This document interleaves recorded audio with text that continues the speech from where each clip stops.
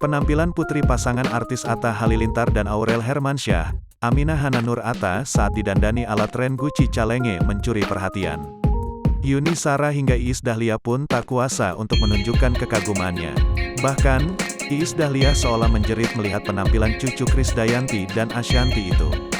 Anak perempuan Atta Halilintar dan Aurel Hermansyah turut ramaikan konten Gucci Calenge yang sedang viral belakangan ini.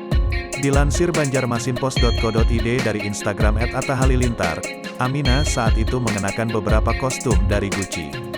Bahkan bayi 3 bulan tersebut juga memakai bando di kepalanya sehingga terlihat semakin cantik. Sontak video Gucci Calenge Aminah tersebut menuai reaksi Yuni Shara. Kakak Krisdayanti itu ikut berkomentar setelah melihat aksi lucu anak Aurel.